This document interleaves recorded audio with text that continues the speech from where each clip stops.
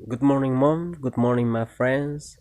Today, I will present about the materials that is about the chapter 3 topic historical research. But before we continue explain the material, I want to introduce myself. My name is Krispinus Moga, and I'm from grade 3, 2019 C. So, before we continue about this material, don't forget that to utilize the concept maps and study questions as you study this and other chapters. So, we explain the first one about what is historical research. Historical research is the purpose of systematically examining past events to give an account of what has happened in the past. The first one, it is not a mere accumulation of facts and dates or even and descriptions of past events.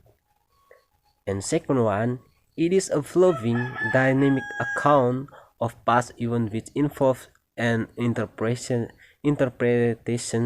of these events in an attempt to recepture the nuances, personalities, and ideas that influence this event. And third one of the goals of historical research is to communicate an understanding of past events. And second, significance of historical research. The following gives five important reasons for conducting historical research based on Begg 1918 1998.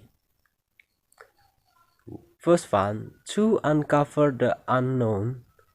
Some historical events are not recorded. And second one, to answer questions, or there are many questions about our past that we not only want to know but can profit from knowing.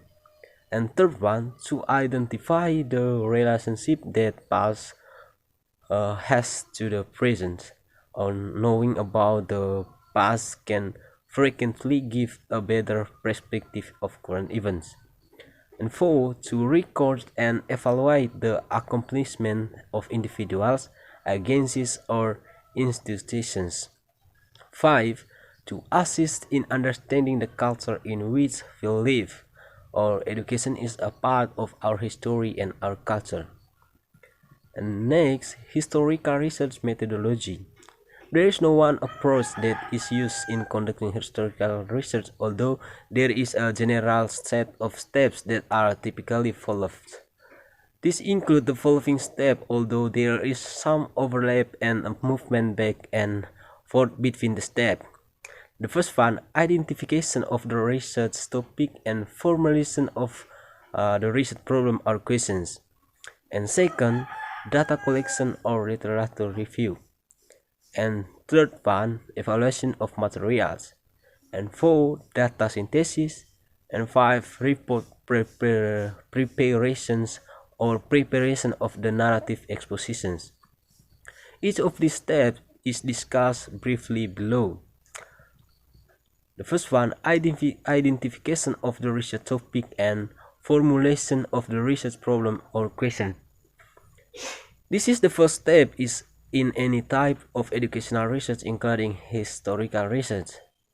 Ideas for historical research topics can come from many different sources, such as current issues in education, the accomplishment of individual and educational policy or relationship between events, and then data collection or literature review.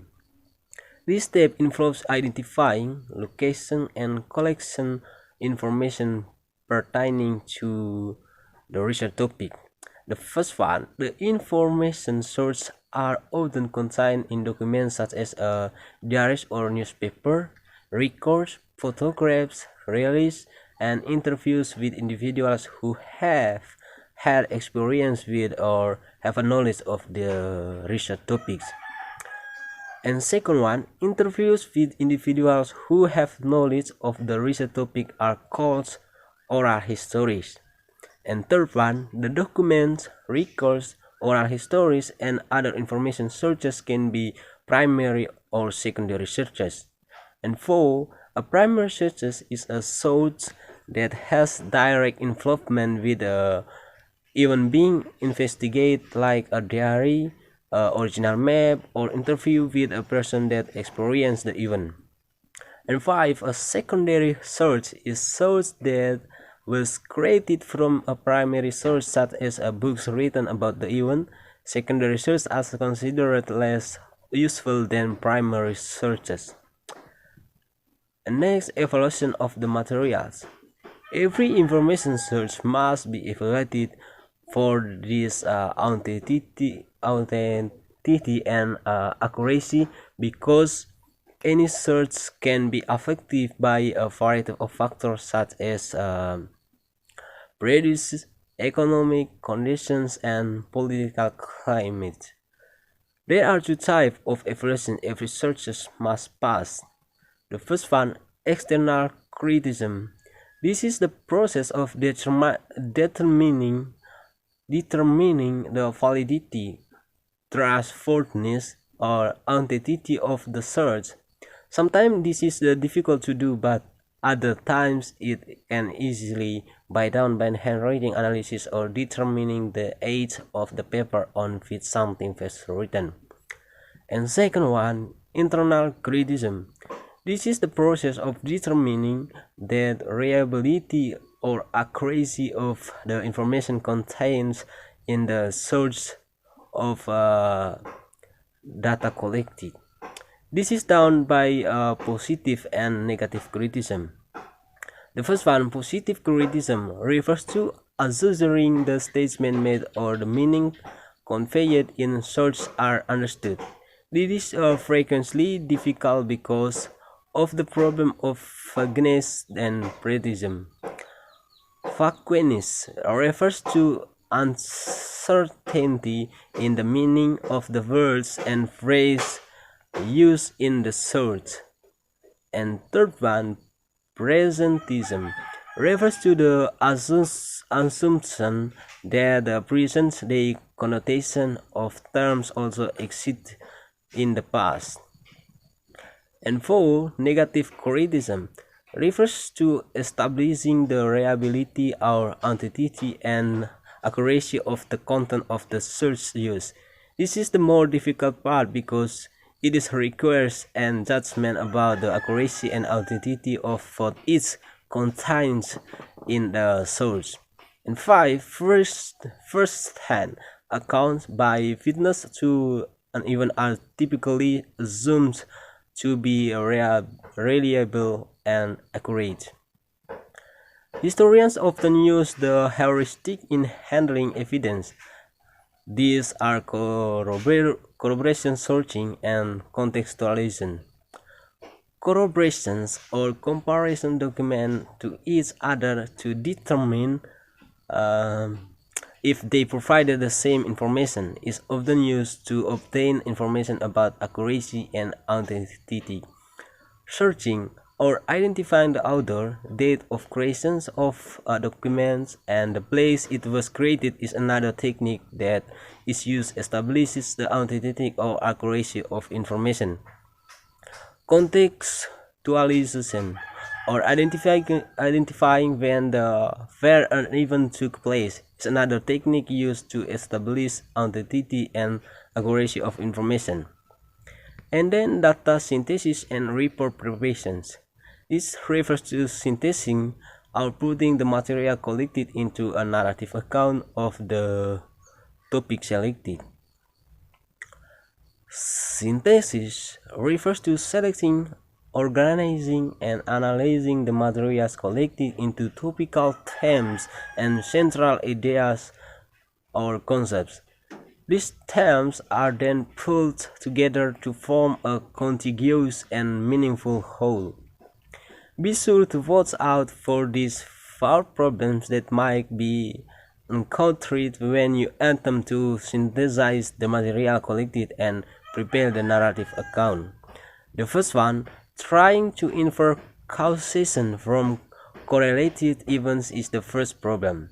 Just because two events occur together does not necessarily mean that one event was the cause of the other.